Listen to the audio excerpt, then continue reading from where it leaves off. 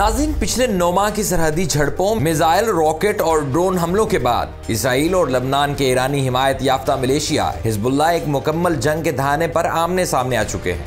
इसके बावजूद कि अमेरिका और इसके इत्तेहादियों ने गजा जंग में इसराइल की तमाम तर हिमायत के बावजूद ये कोशिश की कि गजा की ये जंग गजा से बाहर न जाए। पिछले कुछ दिनों में इस सिलसिले में गैर मामूली सिफारती कोशिशें जारी रहीं ताकि कशीदगी में इजाफा न हो, क्योंकि अमेरिका और इसराइल के इत्तेहादी मगरबी मुल्कों का ख्याल था कि एक तो गजा से बाहर जंग जाने की सूरत में इसराइल को हमास के मुकाबले में निस्बतन ज्यादा ताकतवर दुश्मन हिजबुल्लाह के साथ लड़ना होगा। दूसरा ये कि लबनान पर लाओ लश्कर लेकर चढ़ाई करने की सूरत में ईरान कभी खामोश नहीं बैठेगा।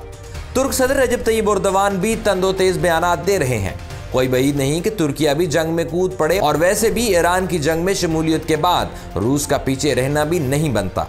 इसराइल और हिजबुल्लाह के दरमियान सरहदी झड़पों का सिलसिला 8 अक्टूबर से जारी है और अब तक इस जंग के दौरान हिजबुल्लाह के 330 से जायद जंगजू के अलावा 90 से ज्यादा लबनानी शहरी भी हलाक हो चुके हैं।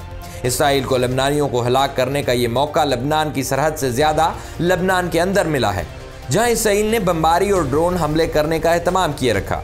लेकिन पिछले 2 हफ्तों के दौरान हिजबुल्लाह ने भी ज्यादा तादाद में मिसाइल और रॉकेट हमले शुरू कर दिए।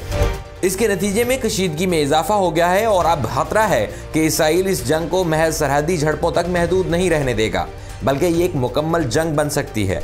इससे पहले ही दोनों मुल्कों के सरहदी इलाकों से हजारों लोग नकलो मकानी कर चुके हैं, जबकि हिजबुल्लाह ने इसराइल के सरहदी इलाकों और इससे जुड़े हुए इलाकों में मिसाइल और रॉकेट हमले करके तकरीबन 50 से ज्यादा इसराइली फौजी हलाक करने का दावा किया है। हालांकि IDF यानी इसराइली फौज ने सिर्फ 20 फौजियों की हिलाकत की तस्दीक की है। वैसे तो इसराइल और हिजबुल्लाह के दरमियान तकरीबन रोजाना के बुनियाद पर झड़पें और हलाकतें जारी हैं। अब हिजबुल्लाह ने इसराइली इलाके के अंदर ड्रोन हमले भी शुरू कर दिए हैं। इस सूरत हाल में ये सवाल पैदा होता है कि कशीदगी में इजाफा हिजबुल्लाह को सियासी और अस्करी एतबार से मजबूत करेगा या हिजबुल्लाह कमजोरी का शिकार हो जाएगी। नाज़रीन, 7 अक्टूबर को हमास के इसराइल पर हमले के बाद शुरू होने वाली जंग में हिजबुल्लाह की दूर से बैठकर शिरकत की वजह से इलाके में मुख्तलिफ किस्म के रद्द-ए-अमल सामने आए हैं, जिनमें एक ये है कि रवायती तौर पर हिजबुल्लाह को इसराइल के खिलाफ एक ताकतवर कुव्वत माना जाता है। हिजबुल्लाह की तरफ से इसराइल के साथ सरहदी झड़पों के आगाज को इस तरह तस्वुर किया गया कि इससे हमास को तकवीयत मिलेगी और इसके साथ इजहार यकजहती होगा।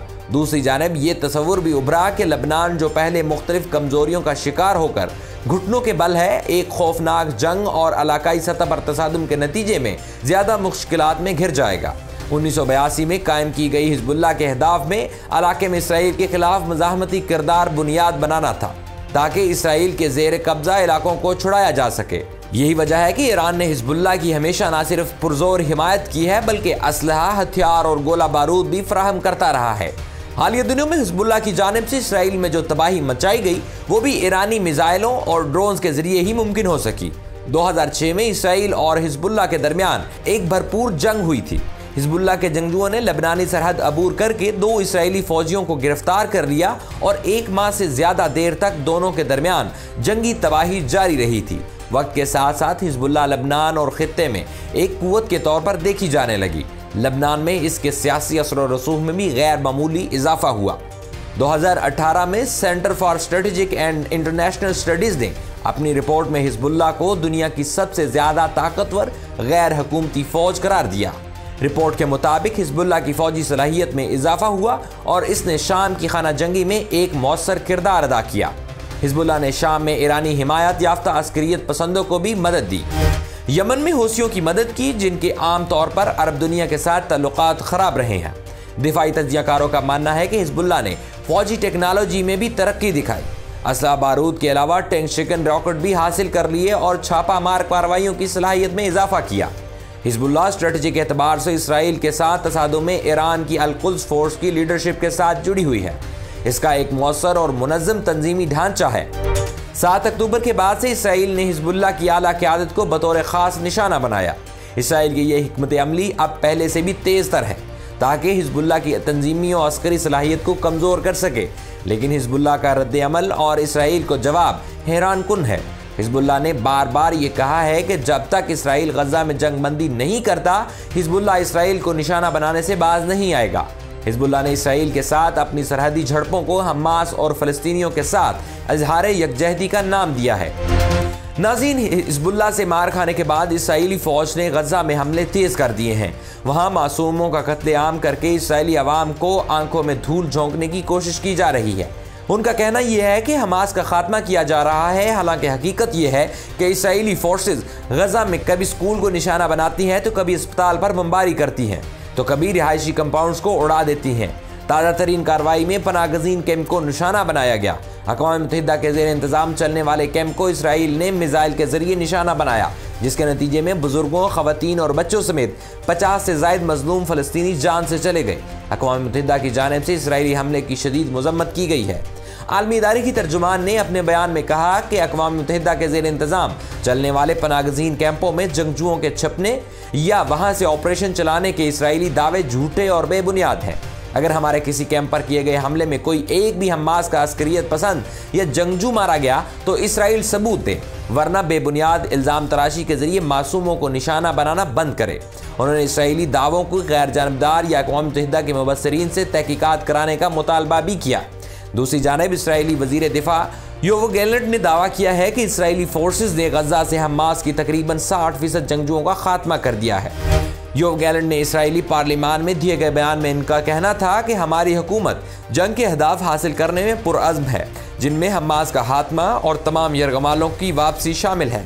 उन्होंने एतराफ़ किया कि IDF ने हाल ही में गजा शहर और इसके शुमाल के इलाके रफ़ा और खान यूनिस में नए सिरे से फ़ौजी कार्रवाई शुरू कर दी है। उनका कहना था कि हमने हमास की 24 बटालियंस को भी बहुत हद तक तबाह कर दिया है। फ्रांसीसी न्यूज़ एजेंसी AFP ने इसराइली वज़ीर दिफा के दावे का पोस्टमार्टम करते हुए अपनी रिपोर्ट में योव गैलेंट के दावे को महज मफरूज़ा और क़यासराई करार दिया। AFP ने अपनी रिपोर्ट में लिखा कि इसराइली वज़ीर दिफा ने हमास के जंगजुओं की हलाकतों की कोई आदाद-ओ-शुमार नहीं दिए।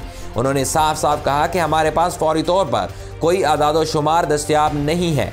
AFP का अपनी रिपोर्ट में कहना था कि अगर इतनी बड़ी तादाद में हमास के जंगजू मारे गए हैं तो कहीं ना कहीं उनके जनाजे हुए होंगे, इन्हें दफन किया गया होगा, और अगर वो जख्मी थे तो कहीं ना कहीं किसी अस्पताल में उनका इलाज कराया जा रहा होगा। लेकिन इसराइली वज़ीर दिफा के पास अपने दावे को साबित करने के लिए ऐसा कुछ नहीं था। खैर दोस्तों, अपने बयान में इसराइली वज़ीर दिफा का ये भी कहना था कि अगर हमास के साथ हमारा मुआहदा हो जाता है तो गजा में जंग बंदी के बाद भी हिजबुल्लाह के खिलाफ जंग जारी रखी जाएगी, क्योंकि ये दोनों अलग अलग महाज और अलग अलग मैदान जंग हैं।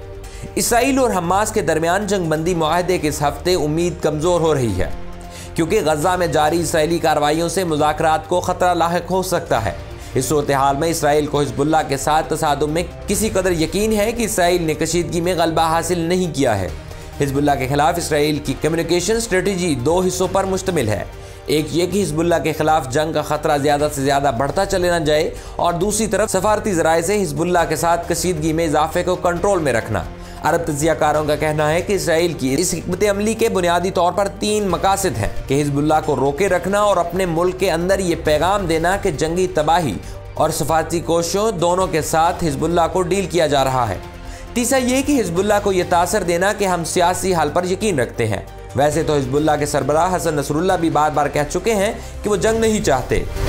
वैसे भी दोनों जानिब से फ्रीकैन ने अपने फौजी और अस्करी इकदामात और जवाबी इकदामात को मुकम्मल जंग तक पहुंचने से पीछे रखने का एहतमाम कर रखा है। अब देखते हैं कि इसराइल लबनान पर मुकम्मल यरगार करता है या फिर अब तक हिजबुल्लाह के रद्द अमल को देखते हुए छोटी मोटी झड़पों और धमकियों पर ही गुजारा करता है। और आखिर में हमेशा की तरह दुआ है कि अल्लाह रब्बुल इज़्ज़त इस खित्ते को अमन का गहवारा बनाए और मासूम इंसानों की हिफाजत फरमाए। आमीन सुम्मा आमीन।